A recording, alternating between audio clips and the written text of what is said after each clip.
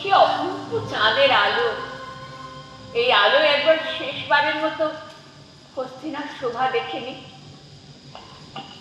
ওই তো মহাকালের মন্দির, নাটমঞ্চ, কত সুরম্য অট্টালিকা, বনবীথি, অদূরে যমুনার কালো জল, আর তার পরপারে ঝাপসা হয়ে যাওয়া ছবির মতো বিস্তীর্ণ প্রান্তর।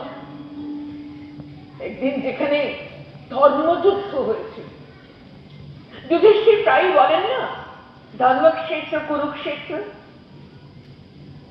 ধর্মক্ষেত্র ধর্মক্ষেত্র নাকি মহাশ্মশান? ওই প্রান্তরে আজও কি সারি সারি চিতাই জ্বলছে, নাকি না অতীতের সব স্মৃতি আমার মনের মধ্যে ছবির মতো হয়ে গেছে? সেদিন খবর এলো যুদ্ধ শেষ, কুরুক্ষেত্র ধ্বংস। আমি মনের আনন্দে আমার খোলা চুল বাঁধতে বাঁধতে ছুটে গিয়েছিলাম শিবির অলিন্দে। কে দেখি সারি সারি সীতা চলছে, কেবল শুধু করছে শিখা। সেদিনই মনে হয়েছিল, না, এগুলো ধর্মক্ষেত্র নয়, এক মহাশ্মশান।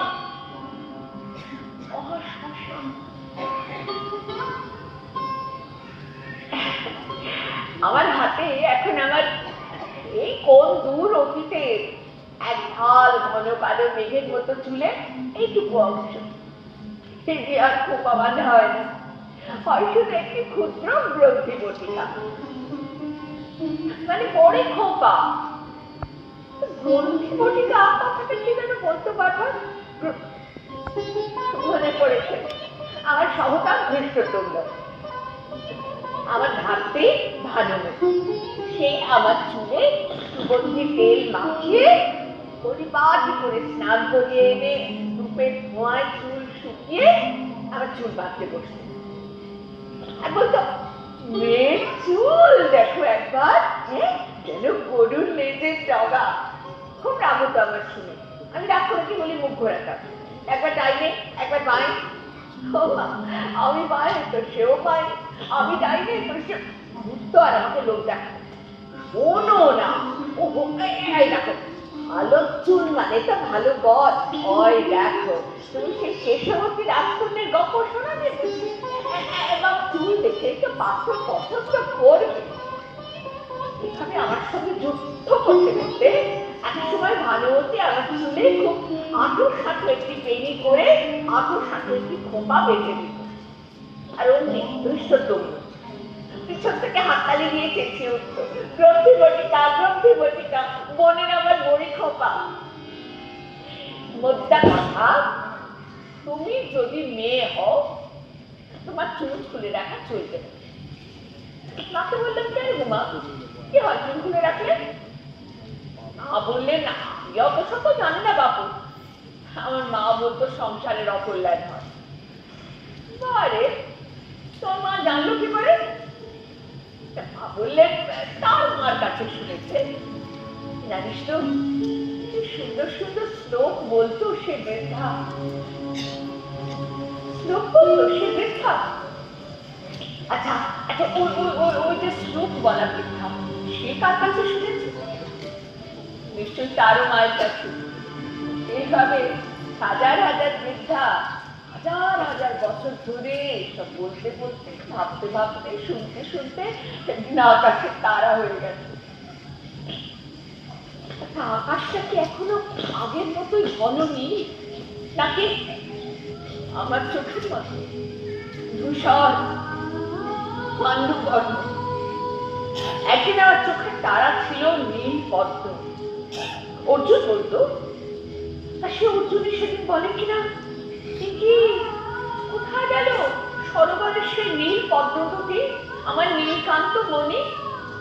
তুমিও তাহলে বৃদ্ধা হলে কৃষ্ণা। ও মা, বুড়ো হবো না? কত বয়স হলো আমার, বলে দেখি একবার। দীর্ঘ নিঃশ্বাস ফিরে অর্জুন বলল, তা বটে, তা বটে। আমিও তো বুড়ো হলাম, এক মাথা পাকা চুল। দীর্ঘ নিঃশ্বাস, যেন আজ সবাই বুড়ো হবে, চুল পাকবে। ওই মহাবীর অর্জুন তো তার চুলও পাকবে না, বুড়ো হবে। মহাকাল আমাদের নানা রূপে সাজাতে ভালোবাসে। এই তো আমি স্বামীদের চোখে এককালে আমি ছিলাম চলনে পেখম তোলা ময়ূর, কথনে বকবক পারাবো। মন রাখার সে কি প্রতিযোগিতা! একজন যদি বলেন, দ্রৌপদী, আজ সকালে তোমাকে দেখে মনে হচ্ছিল যেন বর্ষার কালো মেঘের বুক চিরে নেমে আসা বিদ্যুৎ লতা। আর একজন বলবেন, পাঞ্চালি, তুমি যখন এই মাটির উপর দিয়ে হেঁটে যাও, মনে হয় যেন পারিজাত কুসুম ফুটে ফুটে উঠছে। আর একজন বলবেন, কৃষ্ণা, তুমি হলে এক পরিপূর্ণা রমণী। আমিও কম যেতাম, আমিও বলতাম, আর্য, আপনি এক পূর্ণ পুরুষ। হ্যাঁ আর্য, আপনার স্পর্শে আমি এক পরিপূর্ণ পুরুষের স্পর্শ পাই। সব স্বামীকেই বলতাম, শুনে ওরা ভারী খুশি হতো। কেমন একটা আত্মগরিমা, না আত্মশ্লাঘা, বা হয়তো আসলে ওসব কিছু না। এমন একটা বোকা বোকা হাসি ফুটে উঠতো মুখে, আর বলতো, ও তাই তো, যে কেবল ভীমকেই কায়দা করা যেত না। আমি বলতে শুরু করলে সেও হাসতে শুরু করতো। আর সে কি হাসি! শেষকালে তার হাসি থামানোর জন্য আমাকে কান্নার অভিনয় করতে হতো। আজ সব স্মৃতি, আজকের রাত স্মৃতি রোমন্থনের রাত। সুখ দুঃখ আনন্দ বেদনার সব স্মৃতি ধুয়ে মুছে এই হস্তিনার প্রাসাদ ছেড়ে চলে যাবার আগের রাত। কোথা থেকে শুরু করি? আমার বিয়ের সেই প্রথম রাত্রি। কুন্তী দেবী তো আমাকে 5 স্বামীর হাতে সমর্পণ করে চলে গেলেন। আমি কি করে ভাব হবো 5 জনের মধ্যে? দেখলাম যে না, মানুষের জ্ঞান আছে। যুধিষ্ঠির, তিনি নিয়ম করলেন বড় থেকে ছোট। আমি অবশ্য নিয়মের কথাটা জেনেছি অনেক পরে। আসছেন পঞ্চপাণ্ডবের মধ্যে কয়জন? তিনি ঘরে এলেন, আমার পাশে বসলেন। আমি অবাঙ্গে তাকিয়ে দেখলাম যুধিষ্ঠির। তিনি আমার চিবুক স্পর্শ করে নত মুখখানি তুলে ধরলেন, বসে ফুটল মৃদু হাসি। ব্যাস, তারপরে গিয়ে শুয়ে পড়লেন শয্যায়। খানিক বাদে শুনি তিনি আমার নাম ধরে ডাকছেন, দ্রৌপদী, দ্রৌপদী। দ্রৌপদী, আজ থেকে আমরা বিবাহিত স্বামী স্ত্রী। বিবাহিত জীবনের এই প্রথম রাত বড় পবিত্র রাত। আমাদের বুঝতে হবে এই পবিত্র সম্পর্কের তাৎপর্য কি, কেন আমাদের প্রাচীন ঋষিরা এই বিবাহ প্রথার প্রচলন করেছিলেন। আমাদের জানতে হবে দাম্পত্য সম্পর্কের অতিক্রিয়ার ভূমিকা কি, সে সম্পর্কে আমাদের প্রাচীন ঋষিরা কি বলেন। আমাদের উপলব্ধি করতে হবে আমার সামনে তখন যেন স্নিগ্ধ তপবন, এক ব্রাহ্ম অধ্যাপক বটবৃক্ষের মূলে বসে আছেন খোলা পুঁথি হাতে। তার সামনে আমি এক আগ্রহী শিষ্যা, যেন বাদ দিয়েছে লোপামুদ্রা। আমি আমার অধ্যাপক স্বামীর সঙ্গে কথা বলছি, তাকে প্রশ্ন করছি, এমনকি তার সঙ্গে তর্ক করছি। তিনিও ধৈর্য ধরে উত্তর দিচ্ছেন, উপদেশ দিচ্ছেন। শুনতে শুনতে একসময় মনে বিশুদ্ধ ভক্তি ভাব এলো। কাছে গিয়ে বললাম, আর্য, আমি কি আপনার পানি পীড়ন করবো? হাসলেন তিনি, বললেন, পানি পীড়ন তুমি কেন করবে দেবী? আমরা পঞ্চভ্রাতাই তো তোমার পানি পীড়ন করেছি।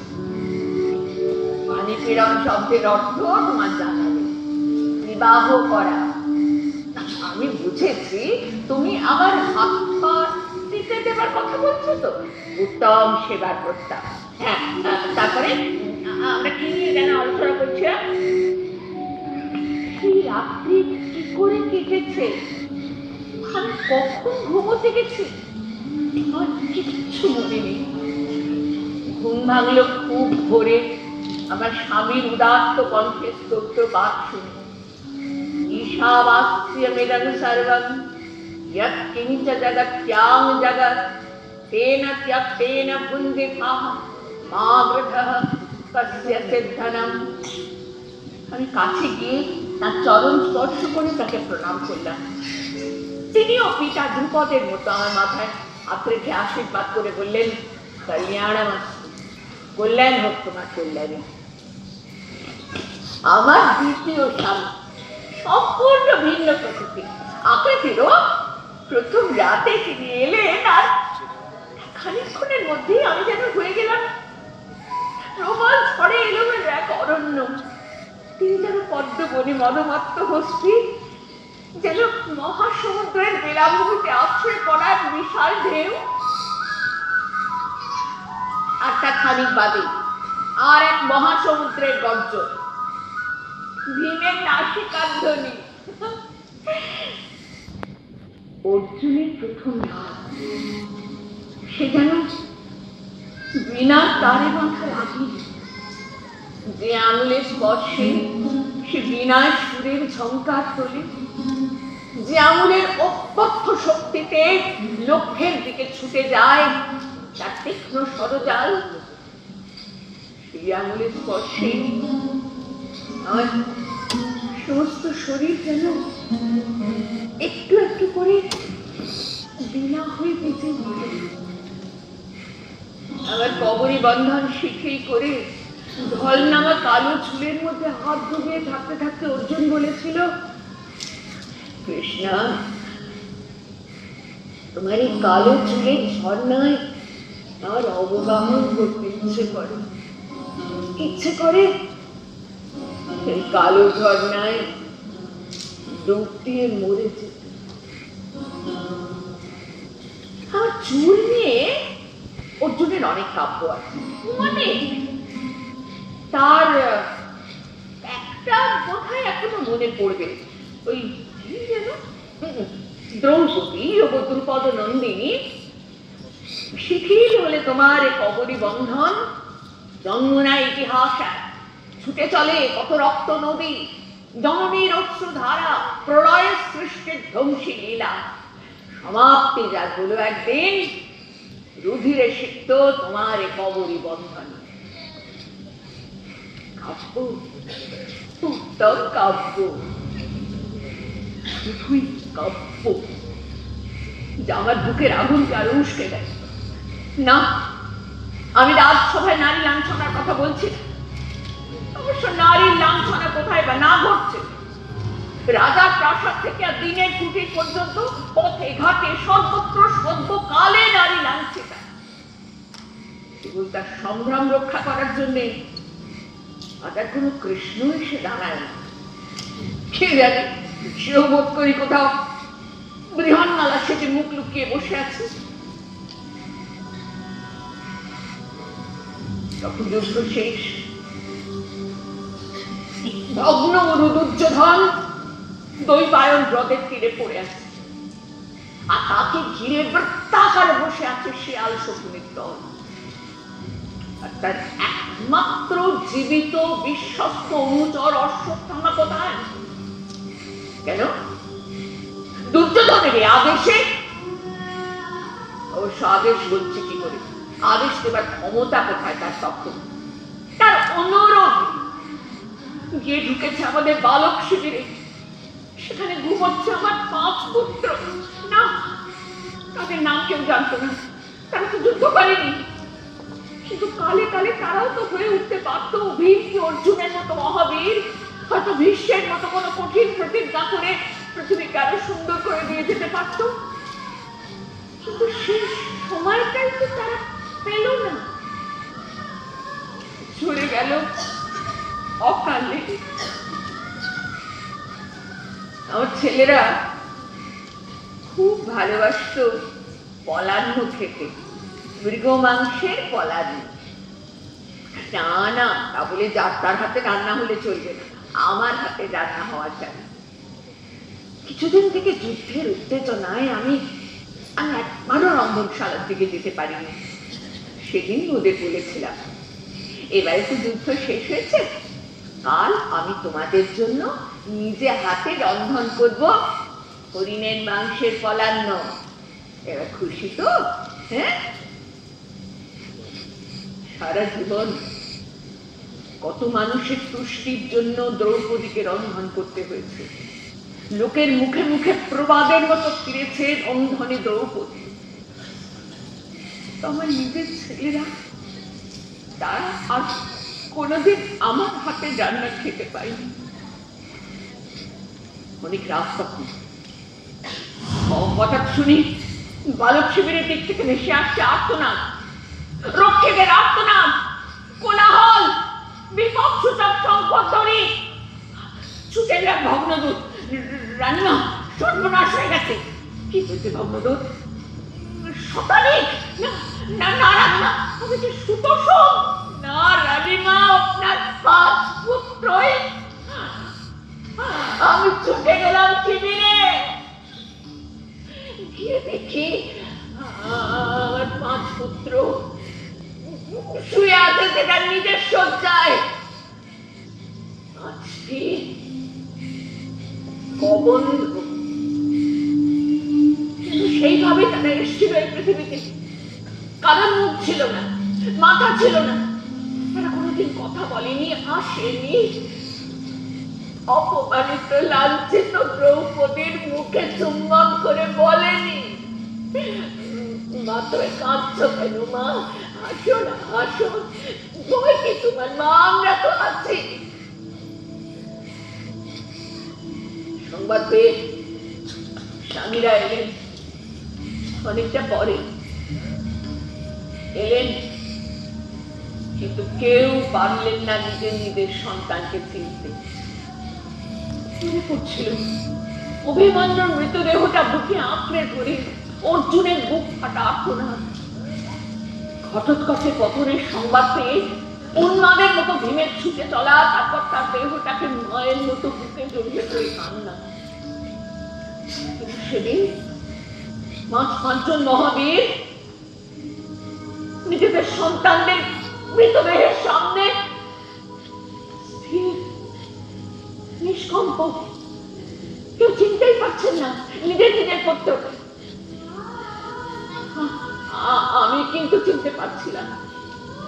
আমি যে রোজ ওদের ওই ছোট ছোট আঙুলগুলি দিয়ে মুখে অন্ন ছুটতে দেখেছি, ওই আঙুলগুলি দিয়েই তো ওরা আমার চোখের জল মুছিয়ে দিয়েছে,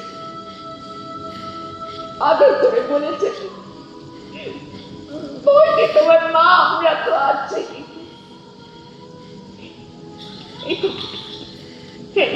এই তো আমার প্রতিবিম্ব, সুতোষণ, শতানিক, শ্রুতসেন, শ্রুতকর্মা। আমি ওদের প্রত্যেকের শয্যার সামনে গিয়ে নাম ধরে ডাকছি, এমন করে ডাকছে যেন আমার ডাকে কবন্ধেরা উঠে দাঁড়াবে।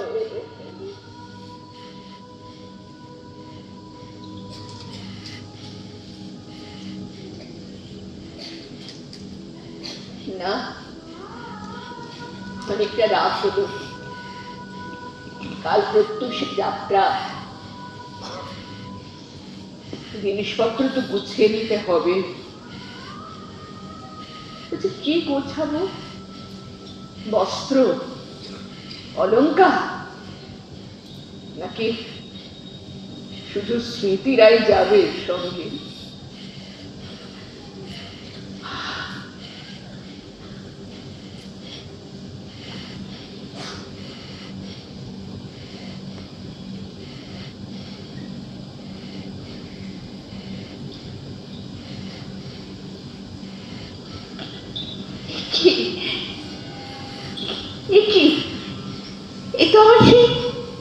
স্বয়ংবরের শাড়ি। হ্যাঁ, এই শাড়িটি পরে তো আমি স্বয়ংবর সভায় হেঁটেছিলাম।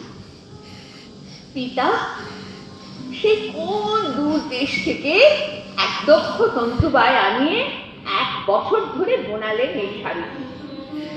কিন্তু সেই শাড়ি যা ভারী, আমি তো মনে হাঁটতেই পারি না। মাকে বললাম, মা এই শাড়ি এত ভারী, আমি পরে হাঁটতে পারছি না। অমনি দৃশ্যদ্যম্ন পেছন থেকে মুরব্বির চালে বলে উঠলো, এটা তো তোমার স্বয়ংবরের শাড়ি দ্রৌপদী, এরপরে তো আর তুমি দৌড়োদৌড়ি ছুটোছুটি করবে না। বাজনার তালে তালে ধীরে ধীরে কেটে যাবে স্বয়ংবর সভা। তুমি হাঁটবে আর সমস্ত রাজারা মুগ্ধ দৃষ্টিতে তোমার দিকে তাকিয়ে থাকবে। ওরে বাবা, তারপর দিন থেকে শুরু হয়ে গেল সেই মহাযজ্ঞ। ওই যে হাঁটা চলার মহড়া, প্রত্যেকদিন খুব ভোরে হর পার্বতীর মন্দিরে পুজো দিয়ে শুরু হতো মহড়া। আমি কোন রকমের শাড়িতে জড়িয়ে একটু হাঁটবার চেষ্টা করছি, আর মা কেবলই বলছেন, হচ্ছে না হচ্ছে না পাঞ্চালি, তো তুমি শাড়ির আঁচলটা এক হাতে ধরে আছো কেন? ভুলে যাচ্ছ সেদিন তোমার হাতে একটি বড় মাল্য থাকবে, তা সেটাকে কি এক হাতে ধরে থাকবে নাকি? আচ্ছা মা, এটা তো স্বয়ংবর সভা, আমি আমার পছন্দ মতো পাত্র নির্বাচন করতে পারবো? মা বলে, হ্যাঁ পারবে তো, যে লক্ষ্য ভেদ করবে তার পক্ষেই তুমি মালা দেবে। মা, যদি শাল্যকে কৃতবর্মার মতো কোনো বৃদ্ধ মাছের চোখ বেঁধিয়ে দেয় তাহলে? বলে আবার কি, আমি তো বলছি যে লক্ষ্য ভেদ করবে। ও মা, ওরা যে বৃদ্ধ, খুব বৃদ্ধ, সে বাবার চেয়েও বয়সে বড়, সঙ্গে বড়। আমি তো বলছি যে লক্ষ্য ভেদ করবে। মা, এটা তো আমার স্বয়ংবর, আমার যদি পছন্দ না হয় আমি সেই পাত্র নির্বাচন করব কেন? আনচাল, সারাক্ষণ মুখে মুখে এত তর্ক করো না তো। মেয়েদের এত মুখে মুখে তর্ক করা মানায় না। আমি কি বলেছি তোমাকে? স্বয়ংবর সভার রীতি হলো এই, যে লক্ষ্য ভেদ করতে পারবে তার কণ্ঠেই কন্যা মাল্যদান করবে, অন্যথা হবে না। নাও নাও নাও, শুরু করো শুরু করো, মনে থাকে না। কাল থেকে কিন্তু বাদ্যধ্বনির সঙ্গে মহড়া দিতে হবে, প্রস্তুত থাকবে কাজ প্রস্তুত। আসলে অর্জুন সেদিন সে তো হবার নয়, লোক মুখে শুনেছি তারা নাকি সকলে মিলে 12 বতে আগুনে পুড়ে মরেছে। ওইসব পিতা বলতেন না, সে কখনো সম্ভব না। দেবতার অংশে যাদের জন্ম তারা কি কখনো আগুনে পুড়ে মরতে পারে ওইভাবে? আমার বিশ্বাস অর্জুন আসবে এই স্বয়ংবর সভায়, লক্ষ্য ভেদ করবে, তারপর তাকে দিয়ে আমিও আমার লক্ষ্য ভেদ করবো। অবশেষে এলো সেই স্বয়ংবর সভার দিন। আমি তো এই শাড়িটি পরে রত্নে মাল্যে ভূষিতা, হাতে একটি বড় মালা গিয়ে দাঁড়িয়েছি সভায়। আমার পাশে পাশেই আছে দৃষ্টদ্যুম্ন, সেই একে একে সব রাজাদের পরিচয় দিয়ে যাচ্ছে। আমি দেখছি কত তরুণ বৃদ্ধ একে একে লক্ষ্যভেদ মঞ্চের দিকে চলেছে। আমি একবার করে অকাঙ্গে তাদের দিকে তাকাচ্ছি আর মনে মনে বাতিল করছি। দেখলাম অর্জুনকে, আমার বুকের রক্ত চমকে উঠল। পিতা, আপনার অনুমান অভ্রান্ত, অর্জুন এসেছেন। কি বৃত্ত, পদভঙ্গি, কি অবলীলায় দিদিকে রানারের লক্ষ্যভেদ মঞ্চে তুলে নিলেন ধনুর্বাণ। দৃষ্টদ্যুম্ন বোধহয় বুঝতে পারলো আমার মনের কথা। আমার কানের কাছে মুখ এনে খুব নিম্নস্বরে বলল, তুমি যা ভাবছো তা কিন্তু নয় পাঞ্চালী। এখন লক্ষ্যভেদ মঞ্চে সুতপুত্র কর্ণ। শুনি আমি তো উচ্চ কণ্ঠে কিছু বলে উঠেছিলাম, বলেছিলাম যে না, সুতপুত্রকে আমি বরণ করব না। দেখলাম মুহূর্তে নামিয়ে রাখলেন ধনুর্বাণ। পিতা ছুটে গেলেন, মার্জনা করবেন। অঙ্গরাজ, আপনি মার্জনা করবেন, বালিকার দৃষ্টতা। আপনি দয়া করে পুনর্বার লক্ষ্যভেদ মঞ্চে চলুন। দম্ভ ভরে তিনি বললেন, মার্জনা করবেন পাঞ্চাল রাজ, এই সুতপুত্র কর্ণ একবার যা পরিত্যাগ করে তা আর দ্বিতীয়বার গ্রহণ করে না। ব্যাপার দেখলাম সেই রকমই দম্ভ ভাবে সমস্ত সভাগৃহকে প্রায় কাঁপিয়ে দিয়ে তিনি নিষ্কান্ত হলেন।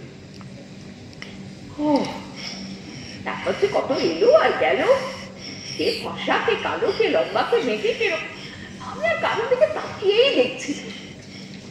হঠাৎ শুনে ধৃষ্টদ্যুম্ন আমাকে বলছে, পাঞ্চালি পাঞ্চালি এইদিকে তাকিয়ে দেখো, এইদিকে এইদিকে দেখো দেখো, ওই ব্রাহ্মণ কুমারকে দেখো, মনে হচ্ছে না যেন ছাই চাপা আগুন।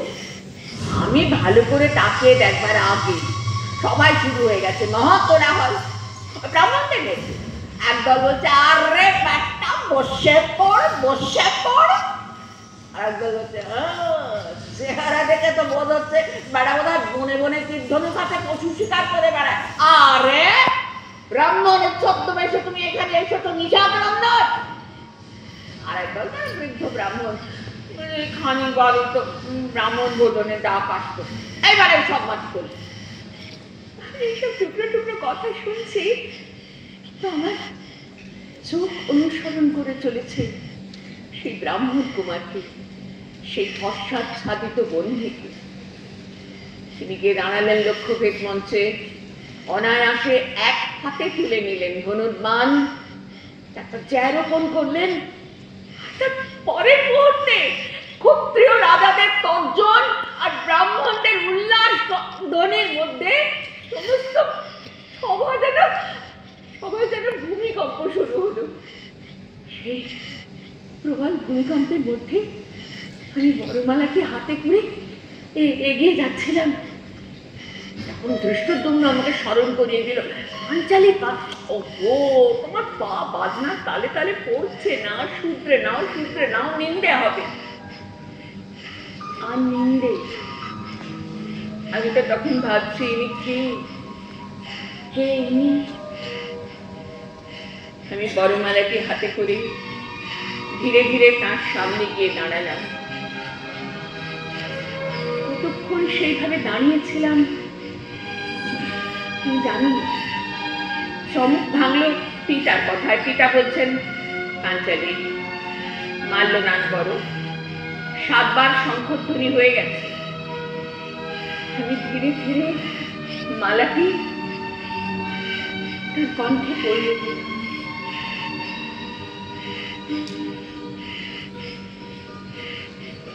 এই সেই শাড়ি, যে শাড়িটি পরে আমি স্বয়ংবর সভায় থেকেছি, অর্জুনের সঙ্গে আমার শুভ দৃষ্টি হয়েছে। আর তারপরে সেই শিল্পী হয়তোবা আমার কল্যাণ কামনা করতে করতে সহস্র মুদ্রা পারিতোষিক পেয়ে তার দেশে ফিরে গেছে, সন্তানদের কাছে, অনেকদিন না দেখা স্ত্রীর কাছে। তারপরে কাহিনী তো ইতিহাস। আমাকে নিয়ে যাওয়া হলো একচক্রা। সেখানে কুন্তী দেবীর আজ্ঞায় আমার পঞ্চপাণ্ডবের সঙ্গে বিবাহ হয়ে গেল। অন্তরাল থেকে আমার শাশুড়ি মা বললেন, যা এনেছো 5 জনে ভাগ করে নাও।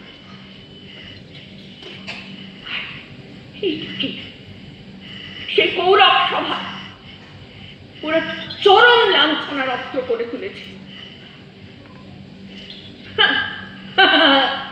দুঃশাসন, আচ্ছা একাধিক পুরুষের সঙ্গে যে সহবাস করে তাকে কি বলে? দ্বিচারিণী। দ্বিচারিণী।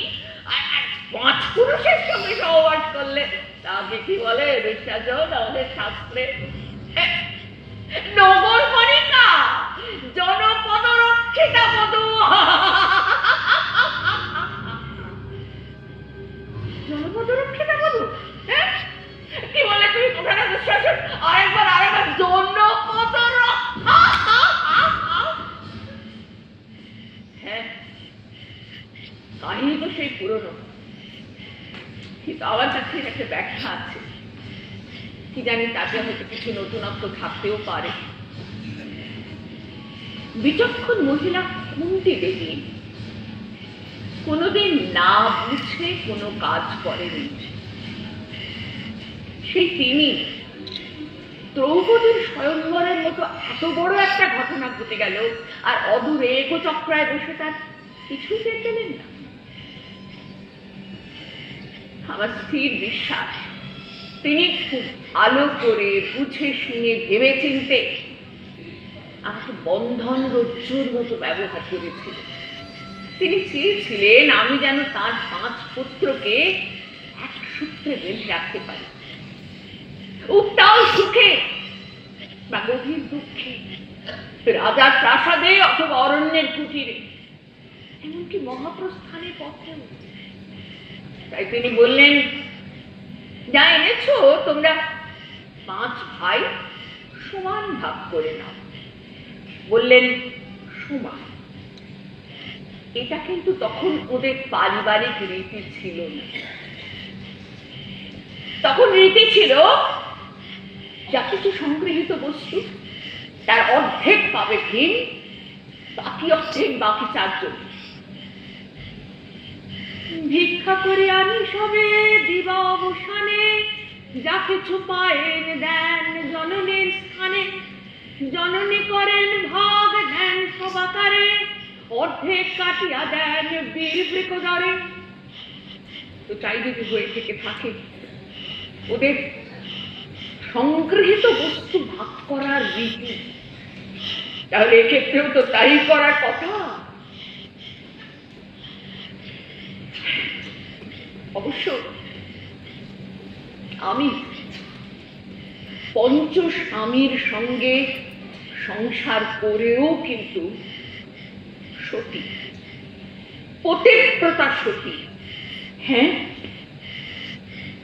এ বড় কঠোর সাধনা এই সম্পর্ককে রক্ষা করে। মনে করো যাক, যখন মধ্যম পাণ্ডব ভীম আমার স্বামী, তখন কিন্তু অগ্রজ যুধিষ্ঠির বা অনুজ অর্জুনের সঙ্গে আমার প্রেম বা কামনার সম্পর্ক নয়। তখন সম্পর্কটা শ্রদ্ধা অথবা স্নেহে। কঠিন কাজ সত্যি। ও, অনেকদিন আগের একটা কথা মনে পড়ে গেল। সে তখন দুপুরে খাওয়া দাওয়ার পর প্রাসাদ উদ্যানে আমরা 3 জন বেড়াতে বেড়াতে গল্প করছি। 3 জন মানে 3 সতী, হিড়িম্বা, সুভদ্রা আর আমি। তো কথায় কথায় হিড়িম্বা বলল, আমার স্বামীজির কথা তোমাদের আর কি বলবো, ভুলেও যেন কি পাচক স্বামী বিবাহ না করে, কোনো না কোনো উপায়ে সে তোমার রন্ধনে খুব করবেই। ভালোই হয়েছে বুঝলে হিড়িম্বি, আর একটু লবণ দরকার ছিল। লবণের পরিমাপ ঠিক আছে, আর বেশি দিলে বেশি হয়ে যেত, কিন্তু ওই যে হিড়িম্বি, আর যে মাংসটা উপাদেয় হয়েছে সে কথা স্বীকার করতেই হবে। না, আর একটু সিদ্ধ হওয়ার দরকার ছিল। মাংস সুসিদ্ধ, কিন্তু ওই যে নিজে উত্তম পাচক, তাহলে অন্যের রান্নার খুঁত না ধরলে চলে? হিড়িম্বা থামতে না থামতে শুরু করে দিল সুভদ্রা। ও, তাহলে আমার স্বামীজির কথাও তোমাদের একটু বলি। উনি তো রন্ধনে পটু, ইনি তো রন্ধনে কিছুই জানেন, কিন্তু খুব ধরতে খুব পটু। এবারে দ্বারকায় গিয়ে সত্যভামাকে জিজ্ঞেস করে এসেছিলাম কি করলে রন্ধনে স্বামীর কাছে সুনাম পাওয়া যায়। তো সত্যভামা বললেন, দেখো, তুমি যদি রন্ধনে স্বামীর কাছে সুনাম পেতে চাও, তবে আগে খুঁজে বের করো তার দুর্বলতম জায়গাটি কোথায়, তারপর অন্ন পরিবেশন করে ঠিক সেইখানে তার মনটাকে ধরে রাখো। তোমরা বিশ্বাস করবে না এই মন্ত্রের কি কাজ দিয়েছে। আমি তো আচার পরিবেশন করে শুরু করে দিই আজ। ওহো, তোমরা তো জানো সবাই আমার স্বামীর দুর্বলতম জায়গাটি কোথায়। তা আমি শুরু করে দিচ্ছি। তুমি জানো তো আজ ওই সেদিন ফুলা উৎসবে গিয়ে হ্যাঁ সখীদের সঙ্গে কেবল আপনারই কথা হচ্ছিল, কেবল আপনারই কথা।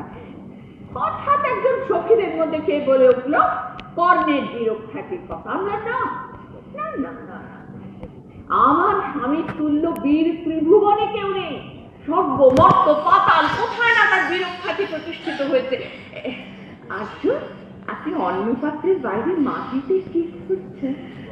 না না না না, যা বলছিলাম না, আমি কিন্তু এতে ক্ষান্ত হব না। আজ ওই যে বিরাট রাজ্যের গোধন উদ্ধারের কাহিনী, সেও একদিন ওদের সবিস্তারে বর্ণনা করবো। মাংসটা কেমন হয়েছে আজ? ওতে উপাদে। তারপরে সেদিন সেই মাংস আমি তো মুখে তুলতে পারিনি, ভুল করে দুবার লবণ দিয়ে ফেলেছিলাম। স্বামীদের নিয়ে এমন অনেক কাহিনী আমার ভান্ডারেও কি নেই, আছে বলছি, কিন্তু আমি তো কখনো বলতে পারবো না। আমার স্বামী হয়তো রান্নাটা সেদিন অখাদ্যই হয়েছে, তবু ভীম বলবে আহ কি অপূর্ব সুঘ্রাণ, ঘ্রাণে না আদ্য ভোজন, যেহেতু অতীব সুস্বাদু। আচ্ছা কৃষ্ণা, ওই যে ওই অনার্য মেয়েটাকে তুমি তো একটু রান্না বান্না শিখিয়ে দিলেও পারো। হ্যাঁ, একদিন ইচ্ছে করে পরব করবার জন্যে ভীমের ব্যঞ্জনে লবণ দিই। সেদিনও ভীম মুখে তুলেই বলল আহা হা হা হা অমৃত অমৃত। অর্জুনকে অন্ন পরিবেশন করে তার বীরখ্যাতির কাহিনী আমাকে কখনো শোনাতে হয়নি, উল্টে সেই আমার দিকে প্রশংসার তীর নিক্ষেপ করে গেছে। স্মৃতি সত্যি কি অপূর্ব, মিথ্যে বলে না লোকে। রংধনে দ্রৌপদী, তুমি জেনে রেখো একদিন এই কথাটা লোকের মুখে মুখে প্রবাদের মতো ফিরবে। রংধনে দ্রৌপদী। আসলে আমার স্বামীরা সকলেই আমাকে তুষ্ট করবার জন্য বিশেষ ব্যগ্র। সকলেই জানে আমি তার স্ত্রী যেমন তেমনি পরস্ত্রী। এক বিচিত্র মধুর সম্পর্ক। হিড়িম বাবা সুভদ্রার বেলায় তো তা নয়, তারা যে যার নিজের নিজের স্বামী, নিজের নিজের স্ত্রী। সেই পাশা খেলার সভায় যখন দুর্যোধন তার বাম উরু দেখে আমাকে অশ্লীল ইঙ্গিত করছিল, দুঃশাসন পাষণ্ড আমার চুলের মুঠি ধরে আমাকে পদাঘাত করলো, তখন সভার অন্যদিকে ক্ষোভে ফুটছিল ফুসছিল 5টা আগ্নেয়গিরি। আমার পঞ্চস্বামী দ্রৌপদীর প্রেমের ভাব নেবার বেলায় যেমন, তেমনি দ্রৌপদীর প্রতিশোধ নেবার বেলাতেও তাই। সেদিন যদি যদি কোনোভাবে আমার বস্ত্রহরণ হতো, না না, আমি পেয়েছিলাম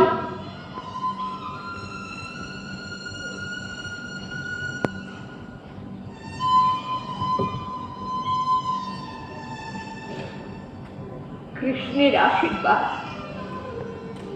এই সেই লজ্জাহরণ বস্ত্র। দুঃশাসন এই বস্ত্রের এক প্রান্ত ধরে টানছে, অন্যদিকে তখন সবার অলক্ষ্যে কৃষ্ণ। একদিকে হরণ, একদিকে বরাব, একদিকে অন্ধকার, একদিকে আলো। আলো, অন্ধকার, অন্ধকার, আলো, মাঝে এক অসহায় রমণী। আলো, অন্ধকার, অন্ধকার, আলো, মাঝে মাতা বসুন্ধরা। দুঃশাসন সে জননীর বস্ত্র হরণ করার চেষ্টা করেন, কৃষ্ণ হরণ করেন তার নগ্নতা। সূর্যদেব, তুমি প্রতিদিন প্রত্যুষে 7 রঙের আলো দিয়ে জননীর রাত্রির নগ্নতার লজ্জা আচ্ছাদন করো। কৃষ্ণ,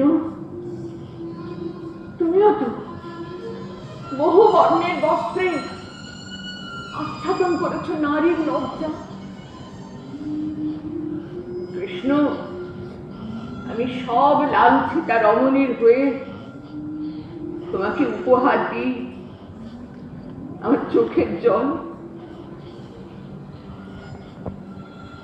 সেদিন যদি ওই সভায় দুঃশাসন আমার বস্ত্র হরণ করতে পারত, আমি কিন্তু একা এই দ্রুপদ নন্দিনী পাঞ্চালী নগ্ন হতো না, সঙ্গে সঙ্গে নগ্ন হতো তার পঞ্চস্বামী, নগ্ন হতো দুর্যোধন, দুঃশাসন, কর্ণ, ধৃতরাষ্ট্র, বিদুর, ভীষ্ম, দ্রোণ, সবাই সবাই সবার সমস্ত উৎসাহী দর্শকবৃন্দ, অন্তঃপুরে কুন্তী, গান্ধারী, ভানুমতী, নগ্ন হতো সভ্যতা, সমাজ, জননী বসুন্ধরা। কিন্তু সংসারে দুঃশাসন কি একটা নাকি? অনেক তার নাম, অনেক তার রূপ। সেদিন ওই চরম লাঞ্ছনার পর ধৃতরাষ্ট্র হঠাৎ যেন মোহভঙ্গ হলো। আমাকে বললেন, কল্যাণী কৃষ্ণা বধূমাতা আমার, তুমি আমার নিকটে বর প্রার্থনা করো।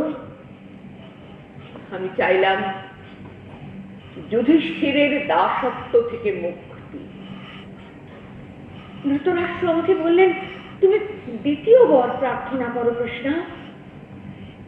আমি চাইলাম মহাবীর ভীম, অর্জুন, নকুল, সহদেবের দাসত্ব থেকে মুক্তি।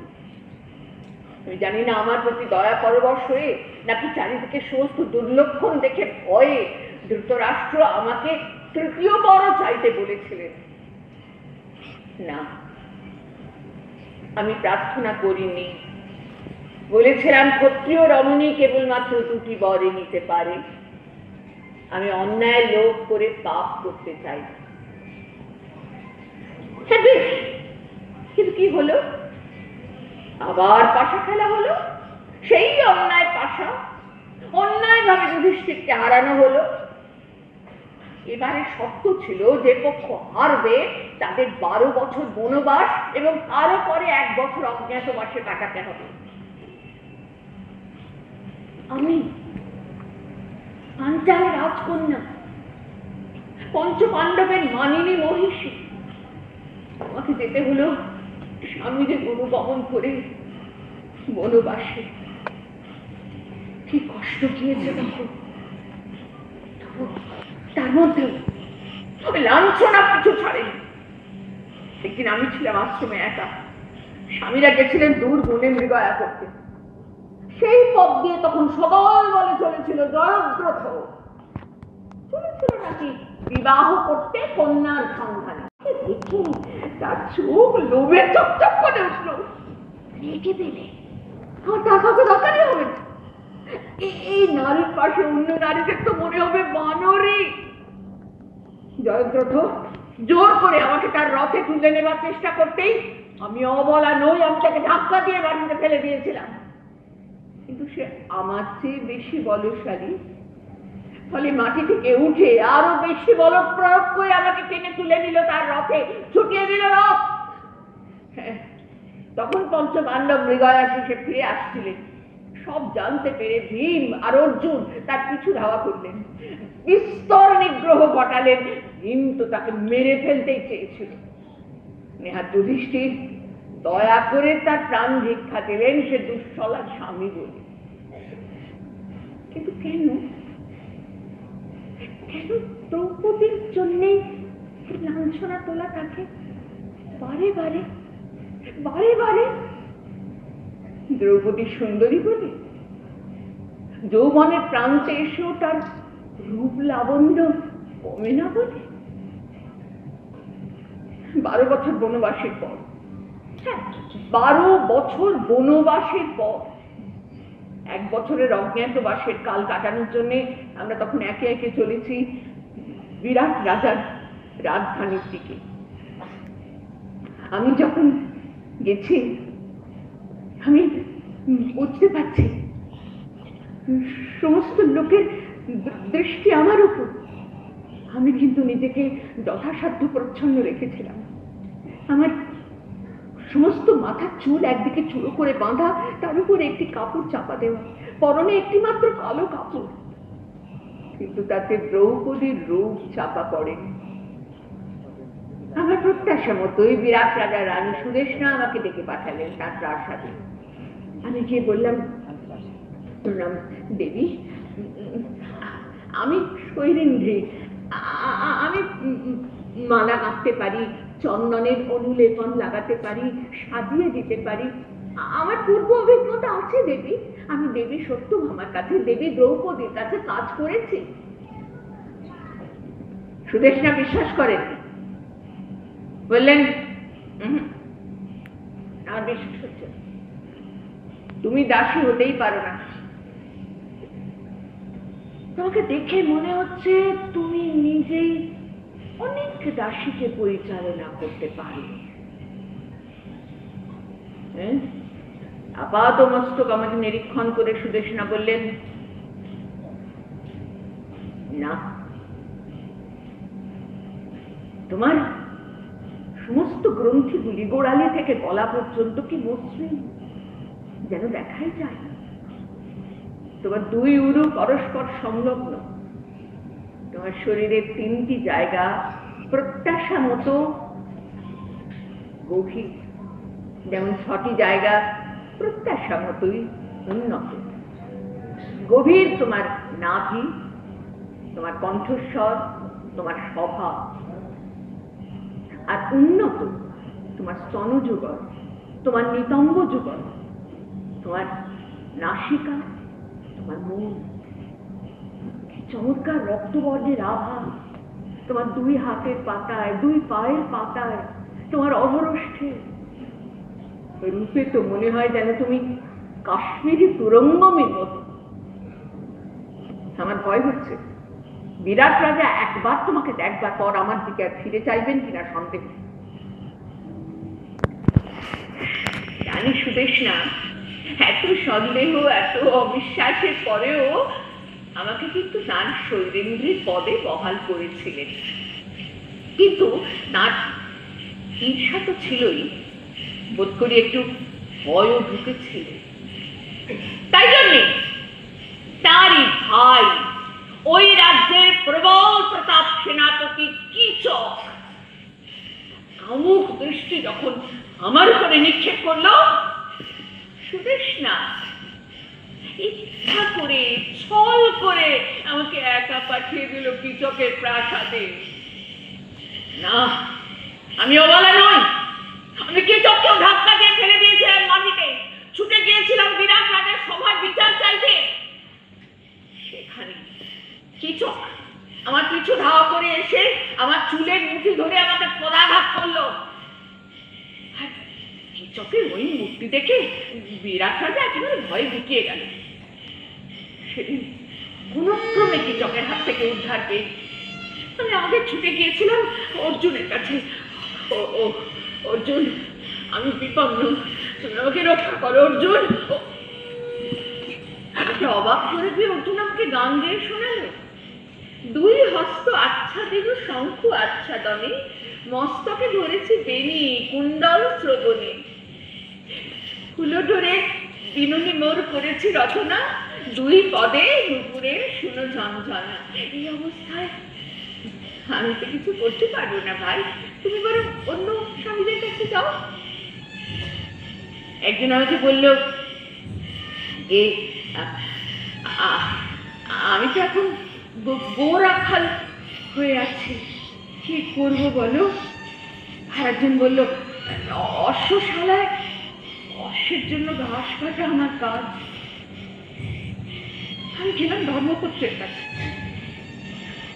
বললাম, ধর্মপুত্র, আমি বিপন্ন, আমাকে রক্ষা করো। ধর্মপুত্র বললেন, না শৈলেন্দ্রে, তুমি পরে এসো, আমরা 5 জনে মিলে আলোচনা করে একটা কিছু সিদ্ধান্ত নেব। আমি একা কোনো সিদ্ধান্ত নিতে পারবো না। পুত্র, আমি বিপন্ন। এখন আলোচনা করে সিদ্ধান্ত নেবার সময় কোথায়? আমার একমাত্র ভরসা তখন ভীম। আমি জানি সে কোনো আলোচনার ধার ধারে না। যা মনে হয় তার স্থূল বুদ্ধিতে সে করে, একাই করে। আমি গেলাম রন্ধনশালায় ভীমের কাছে, বললাম, ভীম, তুমিও যদি আমাকে রক্ষা না করো, আমার আর কোনো উপায় থাকবে না। আমি আগুনে পুড়ে মরবো। ভীম বলল, তুমি তো অগ্নিকন্যা, আগুনে কি হবে তোমার? আমি বিষ খেয়ে মরবো। লাঞ্ছনা রৌদ্র বিষ তো তুমি পান করেই বসে আছো, বিষে কি হবে তোমার? আমি তাহলে জলে ডুবে মরবো। কেন যমুনার জলও কি আমার জ্বালা ধরতে পারবে না? ভীম বলল, চোখের জলের সরোবরেই তো ডুবে আছো, আর কত ডুবতে? বলে ভীম চলে গেল, জানি না কোথায়। মনে পড়ল মা বলতেন, যে বেশি কথা বলে না সেই কিন্তু কাজ করে। ভীমকেও তো বরাবর দেখেছি তাই। পরদিন নাট মন্দির প্রাঙ্গণে একটা বিশাল কুণ্ডলে পাকানো মৃতদেহ পড়ে থাকতে দেখে সমস্ত নগরবাসী আতঙ্কে শিউরে উঠেছিল। অনেক পরে সেই নগরবাসীরাই আবিষ্কার করেছিল ওই কুণ্ডলে পাকানো মৃতদেহটা ওটা তাদের প্রবল প্রতাপ সেনাপতি কি চকে। কি করুণ পরিণতি সে জাম্ভিক জীবনে।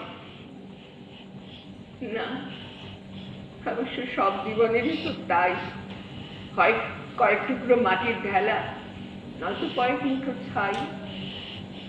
হ্যাঁ, কিন্তু আমি কি নিঃশ্বাস পেলাম না।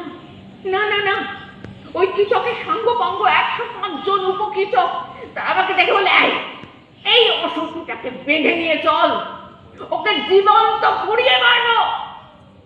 ওরই জন্য আমরা আমাদের নেতাকে হারিয়েছি, ওকে ছাড়বো না, চল। আমাকে বেঁধে নিয়ে চললো। আমি আমার স্বামীদের ছদ্মনাম ধরে ডাকতে লাগলাম, জয় জয়ন্ত, বিজয়, জয়বল, জয়চ্ছেদ, তোমরা কোথায়? এরা আমাকে জীবন্ত পুড়িয়ে মারবে বলে বেঁধে নিয়ে চলেছে, শ্মশানে রক্ষা করো। একমাত্র ভরসা ছিল যদি ভীমের কানে এই আর্তনাদ পৌঁছয়, কোনো না কোনো উপায়ে ভীম আসবে আমাকে উদ্ধার করতে। তাই হলো, ভীম নগরীর গুপ্ত দ্বার দিয়ে বেরিয়ে ওই উপকীচকদের অনেক আগে শ্মশানে পৌঁছে গেছে। তারপর একটা শুকনো গাছের গোড়া একেবারে থেকে উপরে ওদের জন্য অপেক্ষা করছে। উপকীচকরা যখন এসে পৌঁছলো, সেই গাছের প্রহারে তাদের সকলকে হত্যা করে আমার বন্ধন মুক্ত করে আমি ফিরিয়ে দেবে নগরীতে। কিন্তু কেন কেন কেন এরকম হবে? পারে দ্রৌপদীর জন্য এইটা তোলা থাকবে। একবার খুবই অপমানে অভিমানে অস্থির হয়ে কৃষ্ণকে বলেছিলাম, কৃষ্ণ, তুমি না আমার পরম আত্মীয়, আমার পরম সুহৃদ, তুমি থাকতে আমার এই দুর্দশা হয় কেন বারে বারে? কৃষ্ণ বলেছিল, শোক গণনা ভাবিনি।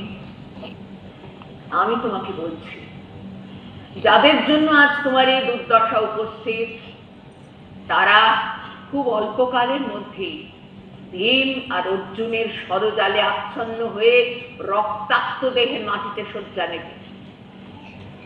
আমার কথা মিথ্যা হবে না। এই আমার সখার উপহার, এই বস্ত্রটি আমি আমৃত্যু ত্যাগ করতে পারবো না।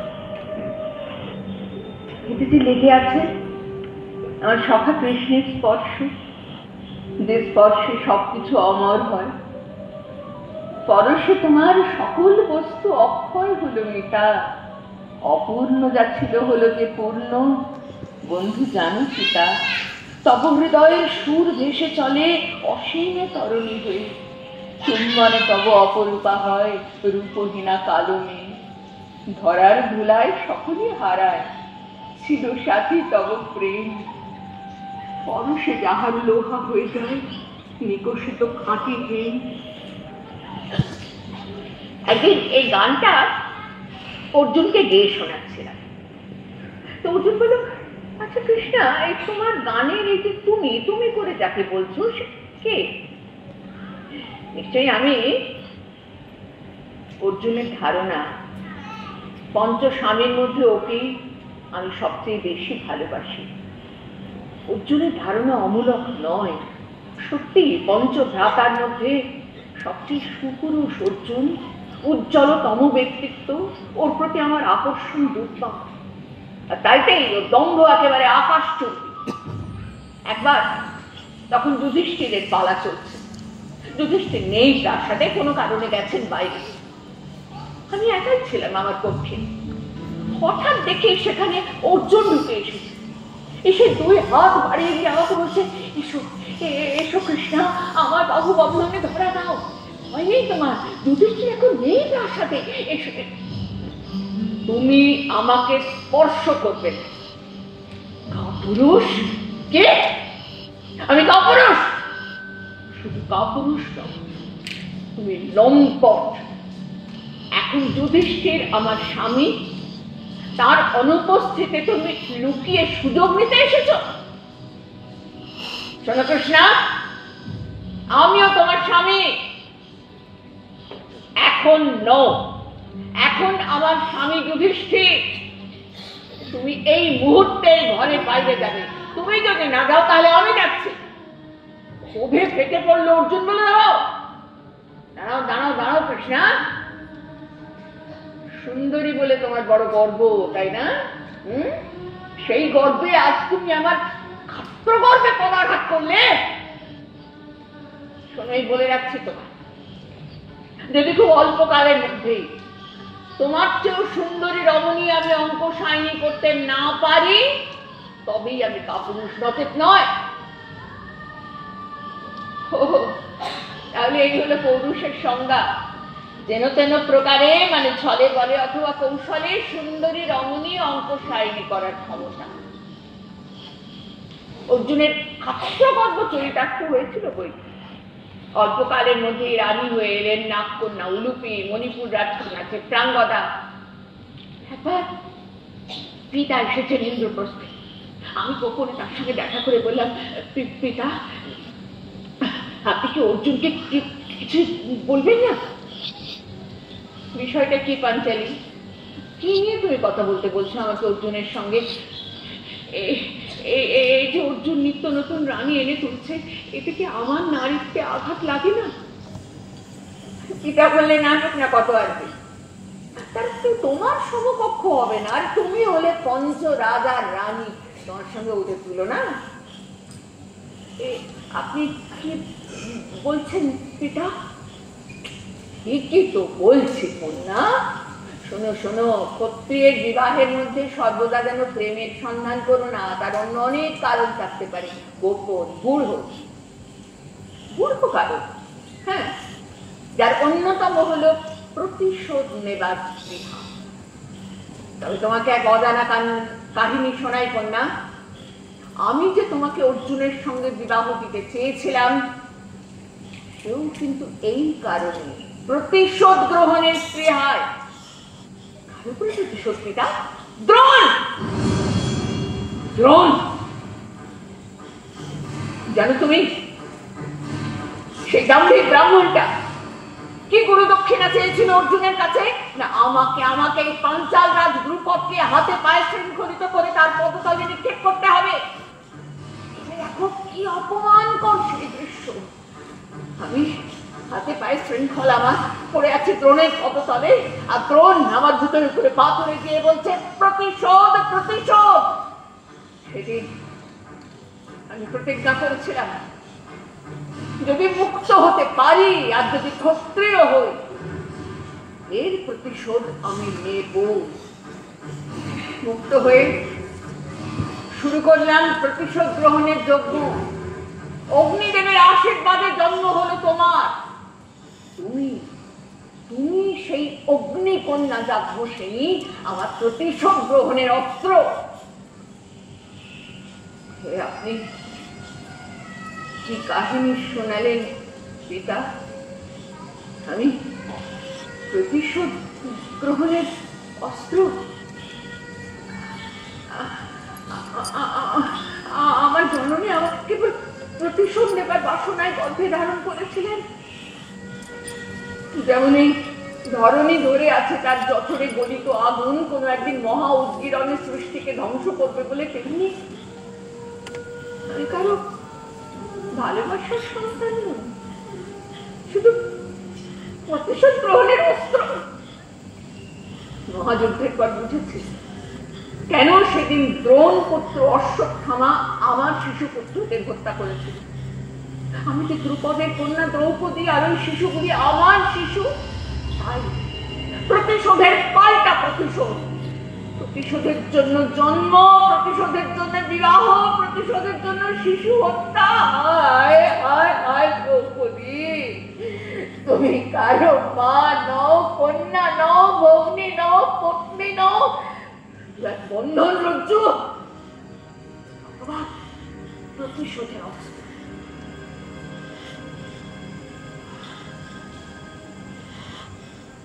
আজ কি ভীষণ গরম পড়েছে না?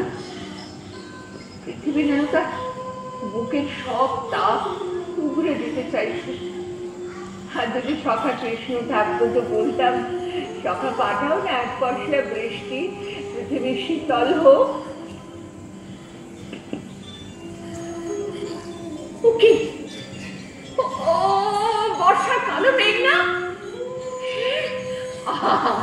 আয় বৃষ্টি আয়, আয় আয় আয় আকাশের পৃথিবীর মিলন ঘটুক। বৃষ্টি, তুমি ধুয়ে দাও সব রণরক্ত, নিভিয়ে দাও সব প্রতিহিংসার আগুন। ধরণী শীতল হোক, শ্যামল হোক, আমার সন্তানের বাসযোগ্য হোক।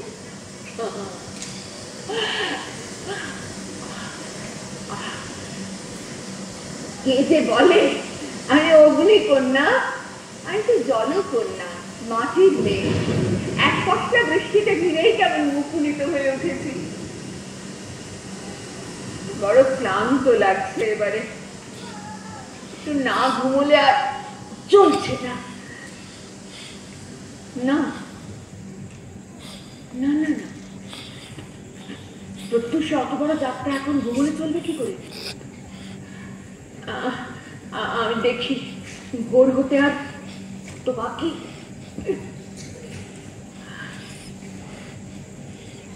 হয়তো হয়তো ভোরের আলো উঠছে।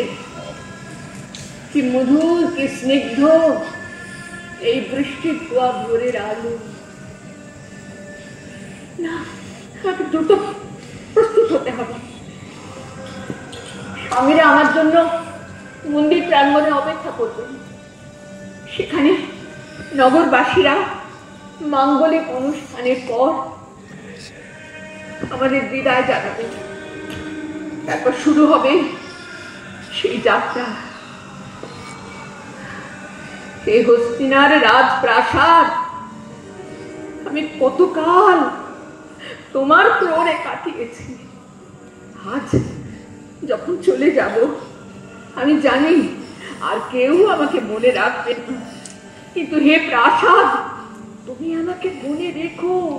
বহু বহু বৎসরের সুখ দুঃখ আনন্দ বেদনার সঙ্গী তুমি। তুমি আমাকে ভুলো না হে প্রাসাদ, তুমি আমাকে ভুলো না।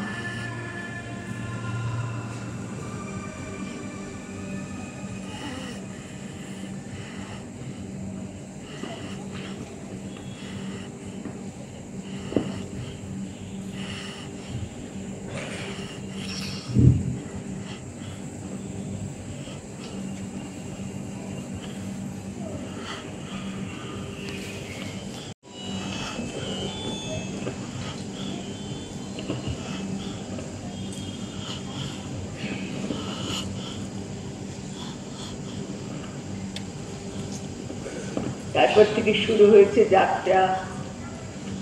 কি কঠিন বন্ধুর পথ, পাহাড়ের পথ, পাহাড়কে বেড় দিয়ে দিয়ে ক্রমে ক্রমে উঠে গেছে উঁচু থেকে আরো আরো উঁচুতে। সবার আগে আছেন ধর্মপুত্র যুধিষ্ঠির, তারপরে একে একে 4 ভাই। আমি তো সবার শেষে। পাহাড়ের বাঁকে পথ চলতে চলতে কখনো ওদের সঙ্গে দেখা হয়ে যায়। দেখা না, ওরা আমার দিকে তাকায়ও না, কথাও বলে না। আমি তাকিয়ে থাকি তৃষ্ণার্তের মতো।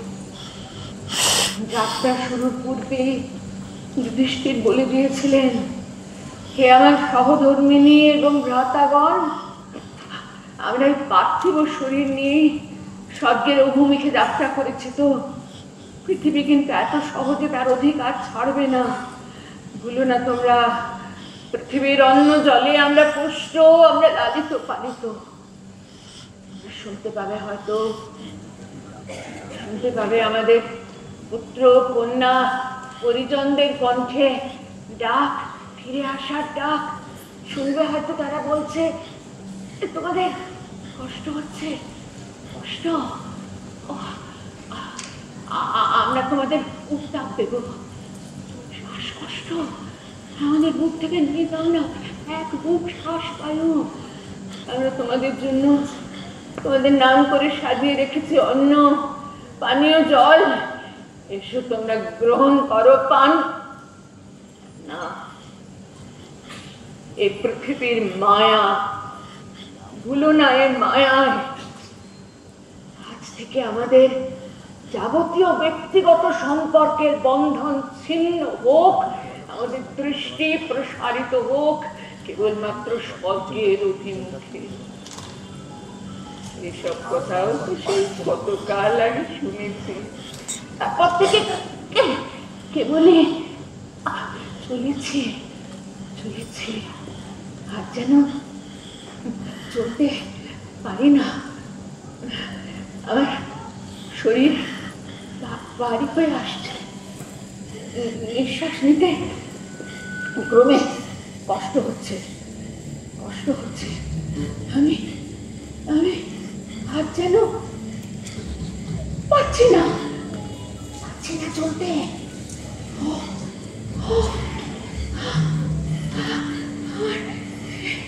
একটু একটু একটু বিশ্রাম, একটু বিশ্রাম দরকার। আমি আমি আর আমি চলতে পারছি না, আর আমি চলতে পারছি না।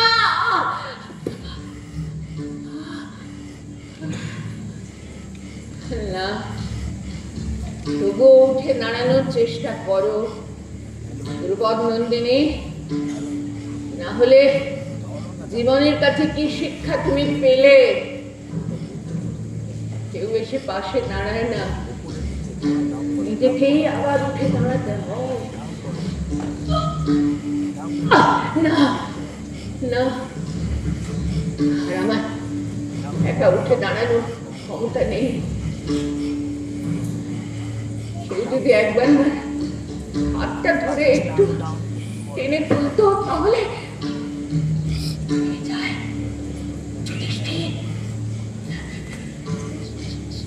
তোমার মনে করে বিবাহের রাত্রে তুমি প্রথম এই হাত ধরেছিলে, তখন এই হাতে ছিল লব্ধ রেণুর আলপনা, চন্দনের পত্র লেখা আদি হাতহীন শীতল। তবু তুমি চলে গেল।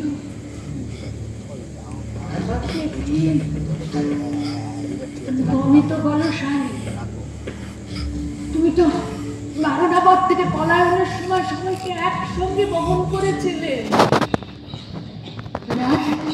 একটু আমার হাত ধরে দিবে না? এই প্রথম ভীম তার কৃষ্ণার অনুরোধ উপেক্ষা করবে।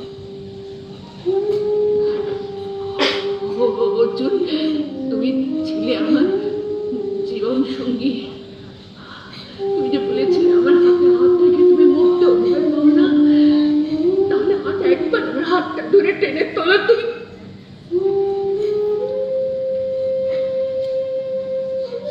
গেল। সবাই আমার পঞ্চস্বামী, পঞ্চ পাণ্ডব, যুধিষ্ঠির, ভীম, অর্জুন, নকুল, সহদেব চলে গেল যে যার নিজের নিজের স্বর্গের অভিমুখে। তবু তবু তুমি চেষ্টা করো দ্রৌপদ নন্দিনী। না, আর আমার ক্ষমতা নেই, আমাকে এখানে পড়ে থাকতে হবে।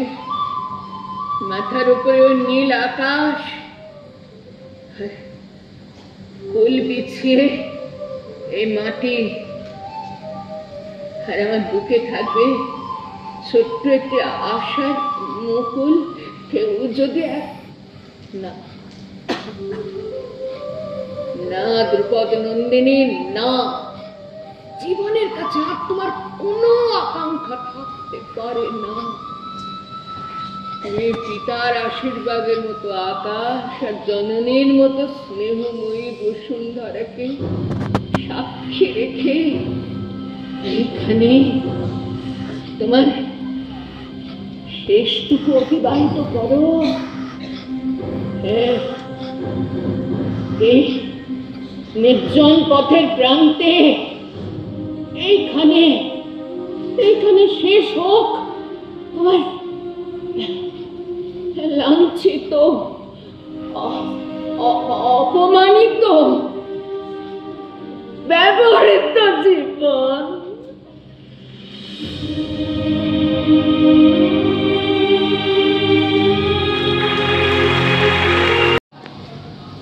এই সব রকম অন্যায়ের বিরুদ্ধে ন্যায় এবং সত্যের লড়াইয়ের জন্য আমরা সবাই একসঙ্গে আছি এবং থাকব।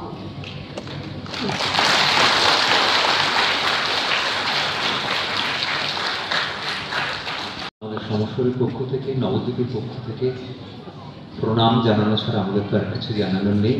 আমরা দিদির হাতে একটি ছোট্ট স্মারক তুলে দেবো। সুদীপ্তা স্মারকটি তুলে দেবে দিদির হাতে। আমরা দিদিকে এই মঞ্চে এভাবে পাবো এটা আমরা ভাবিনি, কিন্তু শেষ পর্যন্ত তাকে আমরা পেয়েছি আমাদের মধ্যে। এটা আমাদের একটা বড় পাওনা।